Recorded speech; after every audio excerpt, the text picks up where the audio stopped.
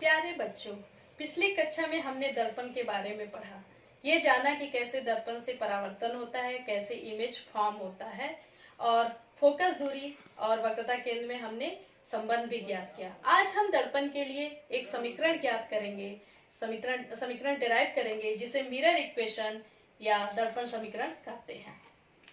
इसके लिए हमने एक अवतल दर्पण M1 M2 लिया, M1 M2 अवतल दर्पण लिया, जिसका ध्रुव P है, वक्रता केंद्र C है और फोकस F है।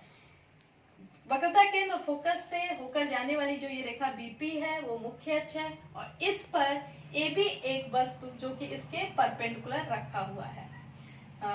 बच्चों, आपको पता ही है कि हम प्रैक्टिस में 4 किरणों में से कोई 2 किरण लेते हैं, जो कि जो इंटरसेक्शन पॉइंट होता है वहीं पे इमेज फॉर्म होता है। पहला कि मुख्य अक्ष के समांतर आने वाली किरण फोकस से होके जाती है। दूसरी किरण कि वक्रता केंद्र से होके जाने वाली जो रेखा है वो फिर उसी डायरेक्शन में वापस आ जाती है। तीसरी होती है अगर कोई भी किरण है जो फोकस से आके दर्पण पे आपतित होगी तो मुख्य अक्ष के समांतर आएगी। और चौथा होता है कि अगर वो इस ध्रुव पे आएगी कोई भी किरण, तो इस ध्रुव पे परावर्तन के नियमों के पालन करते हुए ये परावर्तित होगी। इसमें से अगर कोई भी 2 किरण एक दूसरे को जहां इंटरसेक्ट करती हैं वही इमेज फॉर्म होता है। यहाँ पे हम पहली किरण ले रहे हैं कि वस्तु AB के A सिरे से एक मुख्य अक्ष के समांतर किरण आती है जो दर्पण के M बिंदु पे आपतित हो रही है। चूंकि ये मुख्य अक्ष के समांतर है तो ये कहां से होके जाएगी? फोकस से होके जाएगी परावर्तित होने के बाद। दूसरी किरण लेते हैं कि ये वक्रता केंद्र से एक किरण है जो कि दर्पण पे N बिंदु पे आपतित हो रही है, और ये वक्रता केंद्र से होके जा रही है तो उसी डायरेक्शन में ये परावर्तित होगी। अब ये पॉइंट जो पॉइंट ऑफ इंटरसेक्शन है वो मान ले A डैश है। अब A डैश से इस मुख्य अक्ष पे जो लंब डालेंगे ये वही क्या हो जाएगी? इस वस्तु की प्रतिबिंब होगा A डैश B डैश। ये जो A डैश से मुख्य अक्ष पे लंब डाले A डैश B डैश, ये AB का प्रतिबिंब होगा। अब आप जानते ही हैं कि जो ध्रुव से फोकस की जो दूरी होती है वो फोकस दूरी F होती है, इसको डिनोट कर ले।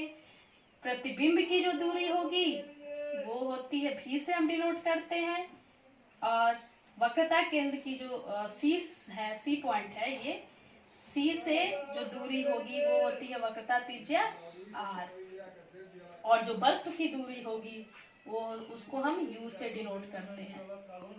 मान लीजिए फोकस दूरी को F से, वस्तु की प्रतिबिंब की दूरी V है और वक्रता त्रिज्या R है और वस्तु की दूरी U है। अब ये आप ट्रायंगल लीजिए, ट्रायंगल ABC, त्रिभुज ABC तथा त्रिभुज A dash B dash C, A dash B dash C। इन दोनों त्रिभुज में आप देखिए ये जो है ये 90 डिग्री है, क्योंकि लंब है, परपेंडिकुलर है, ये भी 90 डिग्री है। ये जो कोण होंगे ये क्या होंगे? शीर्षाभिमुख होते हैं। आपस में जब ये दो रेखाएं काटती है तो आमने सामने के कोण बराबर होते हैं, तो ये भी बराबर होगा, तो जाहिर सी बात है ये तीसरा एंगल भी इसके बराबर होगा। और इस प्रकार त्रिभुज ABC तथा त्रिभुज A dash B dash C समरूप होंगे। त्रिभुज ABC तथा A dash B dash C समरूप है, तो इसलिए क्या हो जाएगा? AB divided by BC is equal to A dash B dash upon B dash C, और ये हो जाएगा AB upon A dash B dash equal to BC upon B dash C, equation number 1। ऐसे ही अगर हम M बिंदु से मुख्य अक्ष पे लंब खींचते हैं, एक और लंब हम ड्रॉ कर रहे हैं। मान लीजिए यहाँ से हम एक लंब ड्रॉ किए और वो हो गया D पॉइंट, और यहाँ पे हम मान लेते हैं वो पॉइंट क्या है? D, ये भी लंब है। तो त्रिभुज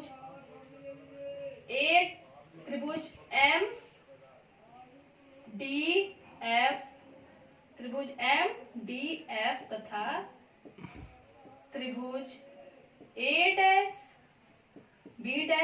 एफ में देखिए ये समकोण है, तो इधर भी ये समकोण है, ये शीर्षाभिमुख कोण है, ये भी कोण इसके बराबर होगा, तो ये दोनों क्या होंगे, समरूप होंगे, समरूप हैं, इसलिए M D upon F D is equal to A dash B dash upon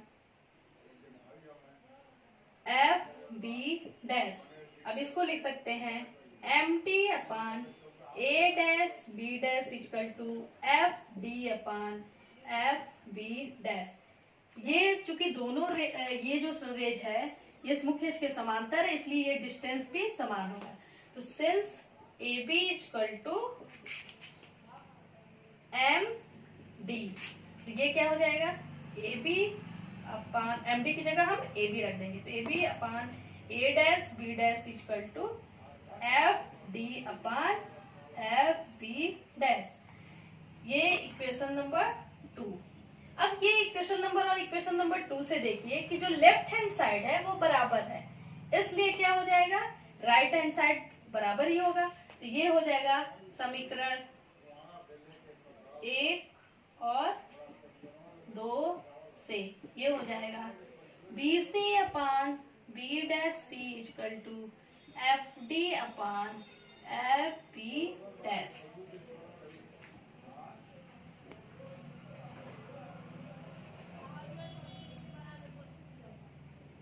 BC क्या है, BC, इसको क्या लिख सकते हैं, PB माइनस PC। BC को हम लिख सकते हैं PB माइनस PC। ऐसे ही B डैश C को क्या लिख सकते हैं, PC minus PB dash, PC minus PB dash, और ये हो जाएगा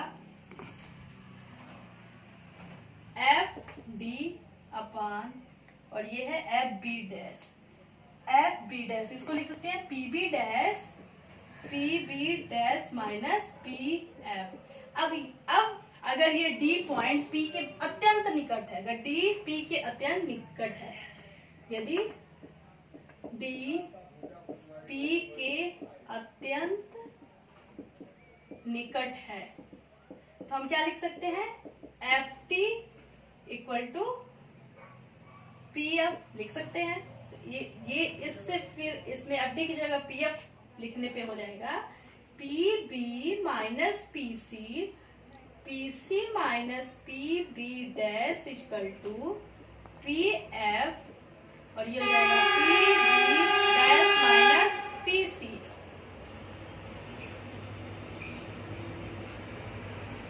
अब PB क्या है, ये है U, वस्तु की दूरी। लेकिन आप देखिए आपतित प्रकाश की जो डायरेक्शन है ये इस डायरेक्शन में जा रहा है, और जो हम हमेशा दूरी हम आपको बताया गया है कि दर्पण के ध्रुव से लेते हैं, और ये जो दूरी हम देख रहे हैं वो आपतित प्रकाश के विपरीत दिशा में, इसलिए हम माइनस लेंगे। तो PB हो जाएगा माइनस U, ऐसे ही PC हो जाएगा माइनस R, क्योंकि वो भी आपतित प्रकाश के विपरीत दिशा में है, और ये हो जाएगा माइनस R, और PB डैश देख लीजिए वहां से माइनस V, और ये हो जाएगा PF है माइनस F, और PB डैश माइनस V, और माइनस PC, ये हो जाएगा यहाँ पे भी आपका, ये सॉरी यहाँ पे देखिए PF है, ये PB माइनस PF है, ये PF है। देखिए यहाँ पे PB डैश माइनस PF, तो ये PF क्या है यहाँ पे माइनस F, और आप इसको करेंगे minus U minus minus plus R, और ये हो जाएगा माइनस R, और माइनस माइनस क्या हो जाएगा प्लस V, और ये हो जाएगा अगर हम माइनस और यहाँ से माइनस साइन कॉमन ले लें तो ये हो जाएगा V, और ये हो जाएगा माइनस F, और ये हो जाएगा R माइनस U, और ये हो जाएगा V माइनस R, और ये हो जाएगा F, और ये हो जाएगा माइनस से माइनस से कैंसिल हो जाएगा V माइनस F। अब देखिए लीजिए, हमें पता है कि R बराबर 2F होता है, तो R बराबर 2F समीकरण में रखने पर ये हो जाएगा 2F minus you upon V minus 2F, और ये हो जाएगा F, और ये हो जाएगा V माइनस F।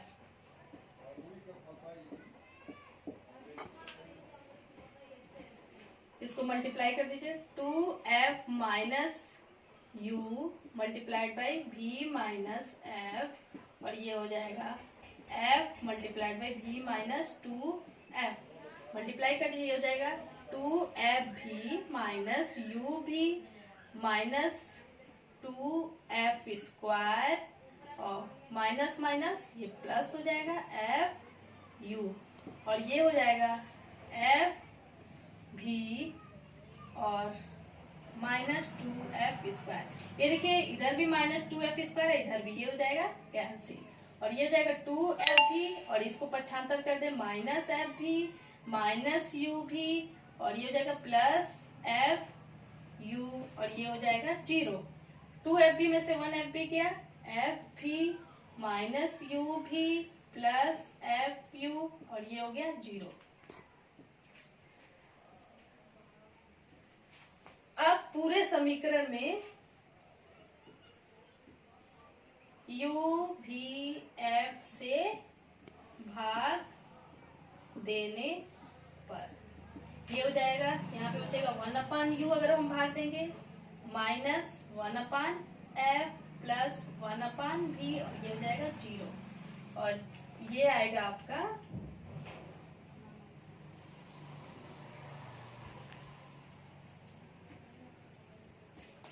ये आ जाएगा 1/U plus 1/V equal to 1/F, और यही दर्पण का दर्पण समीकरण कहलाता है।